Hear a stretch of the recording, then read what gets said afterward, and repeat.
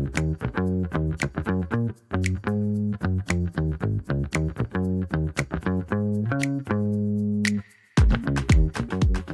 everyone. Welcome to the Workflow Report, the podcast for ServiceNow professionals who want to build smarter, work more efficiently, and get more out of their platform. I'm your host, Ty Roach, also known in the ServiceNow community as Mr. Checklist Pro. I'm the founder of Tiger LLC, the creator of Checklist Pro, and I've spent over 14 years building enterprise solutions on the ServiceNow platform. Each episode, I sit down with practitioners, partners, and thought leaders across the ServiceNow ecosystem to talk about what's actually working in the field. No fluff, just real conversation about workflow, process, and the people building it. Let's get into it. Today's guest is Gaganpreet Singh.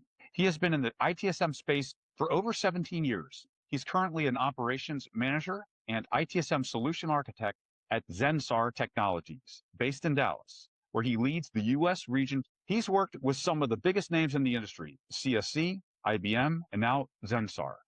He's got over 12 years of hands-on ServiceNow experience running alongside that. He is also an ITIL trainer, which gives him a perspective that's genuinely rare. He's not just operating in the field, he's teaching the framework that underpins all of it. I'm glad to have him on. Gagan, welcome to the show. Thanks again for joining us. Give us a quick picture of what your day actually looks like at Zensar. It seems you're managing operations across the US region, but you also are the guy they bring in when new business is coming in, like new RFPs. What does that balance look like day to day? Thank you, Ty, and thank you so much for having me on the podcast. So at Zensar, my day is a blend of running operations across the US region and our customers and the ServiceNow opportunities. I'm driving day-to-day service delivery, overseeing teams, resolving escalations, managing SLAs, and ensuring my customers' environments are running smoothly. On the other side, I'm the person they pull me in when they need to explore the new opportunities from the ServiceNow area. Now, by shaping the solutions for them, building the delivery plans, helping my peers in a position our capabilities can be best utilized for our customers. So, my day typically moves between the operational governance and the strategic work and solutioning the best possible solutions for my customers, making sure that we are performing well today and while we are also securing what's coming on tomorrow. And you've been running on ServiceNow for over 12 years. That spans a lot of platform versions, a lot of major changes. You mentioned working across ITSM, ITOM, ITAM, HRSD. Where did you start and how did the scope of what you do expand over time? I actually started in the ServiceNow from the ITSM side, classically incident, problem, change, request module. In my early years, my role was very execution focused, right? Gathering requirements, improving the processes, and supporting day to day operations. As the platform matured and our customers started using the service now beyond the ITSM, right? And my scope eventually expanded naturally. So I moved into ITOM for the discovery, CMDB maturity, and then eventually into the ITAM for the asset management lifecycle, their governances, and eventually into the HRSD as an organization begins adopting the enterprise workflows outside the IT, right? Over the time, I shifted from being a module specialist to someone who could connect multiple ServiceNow capabilities, drive the cross-functional services, and lead end-to-end implementation and enhancements for all of my customers.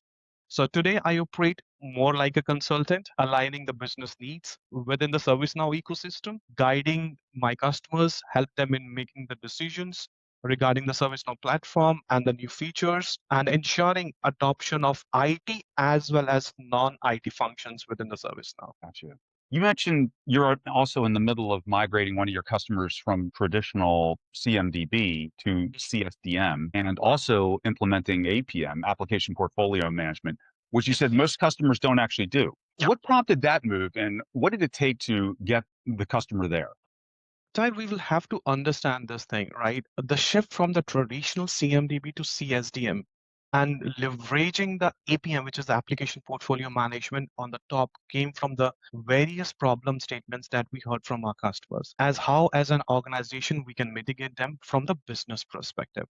So, CSDM gives us a structured, standardized way to rebuild their service model, clean class functions, proper relationships, and a clear separation between the technical services, business services, and the application portfolio. Once that foundation is in place, the APM, which is the application portfolio management, becomes the naturally next step. As a consultant, I would suggest my customers from after the CSDM to put on the APM that will help them in rationalizing the application portfolio.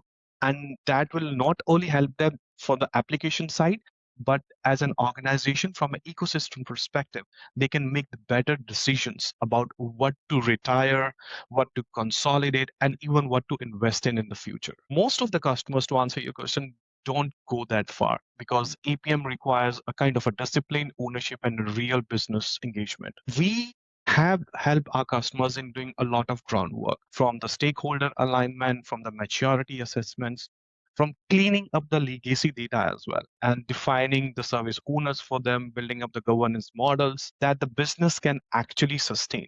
So the CMDB to CSDM isn't just a technical migration, it is a mindset shift, right? But once we have the value in having a single source of truth for our services and application, I think adoption becomes much easier for our customers. Gotcha. And you had also mentioned to me about ServiceNow Mobile is something a lot of Yes. orgs have ignored for a long time. Why do you think customers should adapt it? Try trust me, a lot of organizations have ignored ServiceNow mobile application simply because they saw it as an operational add-on rather than a productivity tool. But the reality is, the most operational work today doesn't happen behind the desk. Approvals, ticket updates, field check for the field engineers, branch visits, right, or the site visits, and the quick triage all happens on the move, right? And forcing people to wait until they are back on the laptops slow down everything. And in today's world, we need a quick response time. Customers should adapt the ServiceNow mobile app. I'll tell you why. Because it directly improves the speed, accuracy, and the user experience. For the supporting, it reduces your turnaround time because they can directly update and close the tickets instantly instead of just waiting hours to go back to their desk or to the laptops, right? For the end user perspective, it removes frictions. Raising a request becomes much more easier than logging into your laptop and sending a message, right?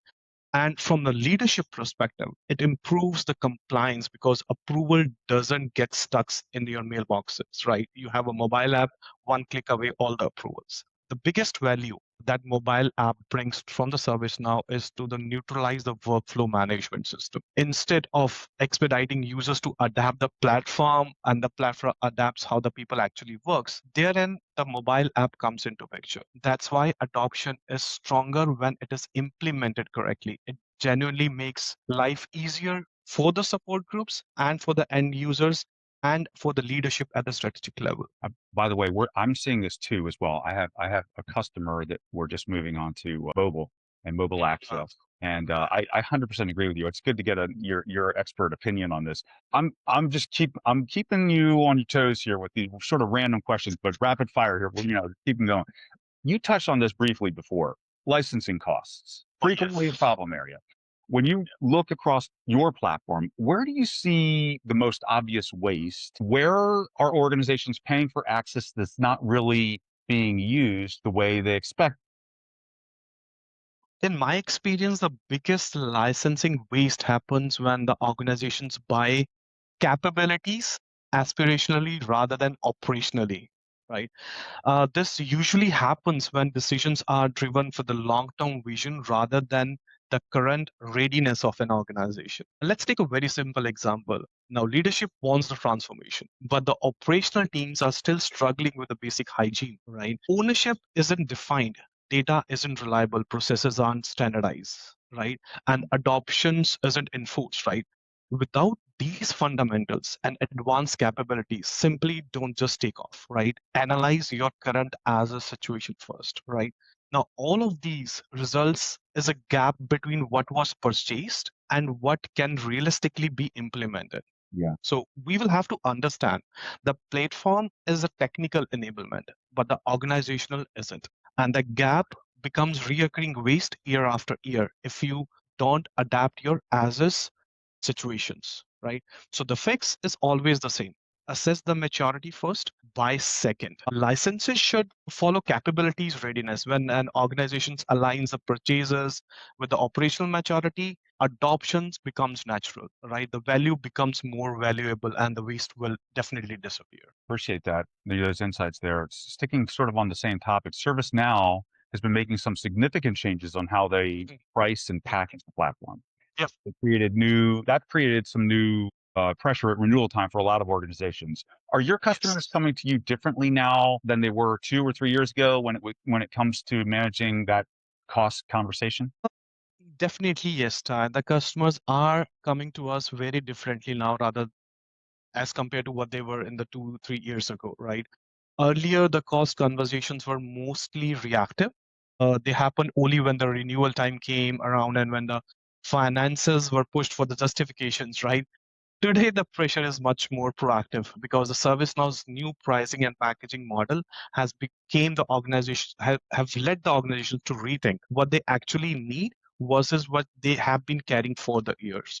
So the biggest shift is that the customers are no longer assuming renewals will be automatic, which used to be the case earlier, right? They're coming much more earlier, asking for the usage analysis, Mm, maturity assessments, license optimizations, and clarity on what they are truly getting from it, whatever they have spent it in it, right? So they want to understand what's bundled, what's being depreciated, what's being reclassified, and what they might have lose or gain by moving to the new model, right? The conversation has now moved from how we renew to what we should renew.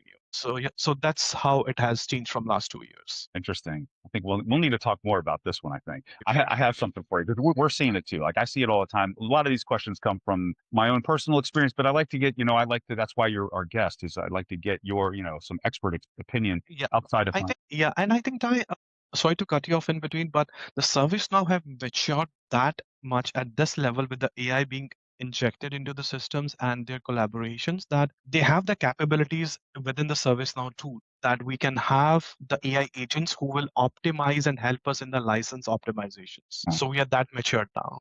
Thing. Yeah, so Yeah. yeah, exactly. Speaking of AI, it's the thing that I think from our earlier conversation, you wish more people in ServiceNow community talked about openly. You're building AI agents. I know this. We spoke on your personal instance and showing demos to customers. What's the gap you're seeing? Why do you think the adoption conversation is stuck? I think there are two factors tied to the adoption factor. First is the awareness and the capabilities that the service now currently holds, right?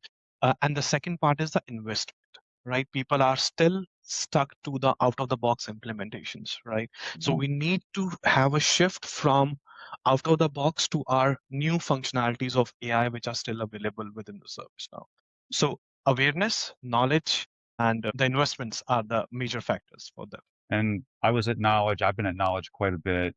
You were at Knowledge 26, if I recall, recently. What was the one thing that you came back with that you actually thought was worth paying attention to from that conference? Trust me, Ty, Knowledge 2026, you cannot brief everything in one. There were so many things that were learned, observed, and we came back with so much of knowledge to our organizations. However, the one thing that genuinely stood out to me and felt it was worth paying attention to was how aggressively ServiceNow is pushing toward the unified data models across the platform intelligence. Now, just AI as a buzzword, but AI that actually adopts on clean, connected data across CMDB, CSDM, APM, and operational workflows, right? The message was very clear in the knowledge, right? The future value of the platform won't come from the isolated modules. It comes from how well your data foundation is structured and how consistently your services are modulated, right? There was one thing which I would definitely wanted to highlight via this channel is what clicked me was the AI control tower, right? ServiceNow has shown a truly centralized AI governance layer, something that sits above the workflows, above the modules, and above the operational silos. Instead of AI being scattered across the features, the control tower acts as a single command center, right?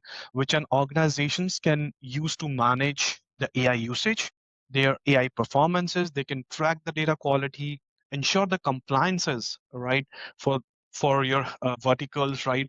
Control how the AI interacts with the workflows, right? Measure the value across the entire platform. So it's essential that AI observability plus governance plus AI orchestration is in one place. And that's what the AI control tower does, right? The reason it stood out is very simple, right? AI is only as good as the data and the processes underneath it. The control tower solves most of the problems by giving leadership a single pane of glass to manage AI responsibilities at the strategic level. So yeah, eye catcher for me at the knowledge. Yeah, I felt the same way. It was very overwhelming, but there's so much. It's hard to pick, but that was I would agree with you. So last one Yeah. for you. You've got 17 years in ITSM, 12 plus on ServiceNow, and you're training the next generation of practitioners while also running one of the more complex portfolios I've heard described on this show. What's the one piece of advice you'd give someone who's 3 or 4 years into their ServiceNow career and trying to figure out where to focus next? Interesting question. If you are into 3 or 4 years into your ServiceNow career, the best advice I can give you is this: stop chasing modules and start building the fundamentals, right? The people who grow fast in the ecosystem are the ones who understand how the platform actually works, right? Learn the data modeling, learn the relationships, learn how services are structured, learn why governance matters to an organization, and learn how to translate the business problems into the platform solutions, right? ServiceNow is expanding so quickly that the specific module you specialize in today might not be the one that matters tomorrow, right? But if you understand the architecture, you understand the design principles, you understand the process maturity and how to build the scalable solutions, you will be relevant no matter how the platform evolves, right? People who become architects, lead, or trusted advisors are the ones who have invested themselves in the fundamental thinking, not just the featuring knowledge, right? So my advice is very simple: focus on depth, not breadth, right? Build the kind of skills that don't expire. Anything else can be learned on the way. Gagan, really appreciate you making the time. This is exactly the kind of conversation I started the show to have. Someone who's been in the field long enough to know what actually matters versus what sounds good in a webinar. Thanks for being on. That's a wrap on this episode of the Workflow Report. Thanks to my guests for taking the time to share what they've been working on. If something in today's conversation sparked an idea, I'd love to hear about it. You can find me on LinkedIn at linkedin.com/in/Ty Roach, or learn more about Checklist Pro at checklistproapp.com. If you got value from this episode, please share it with someone in the ServiceNow space who would appreciate it. Until next time, bye for now.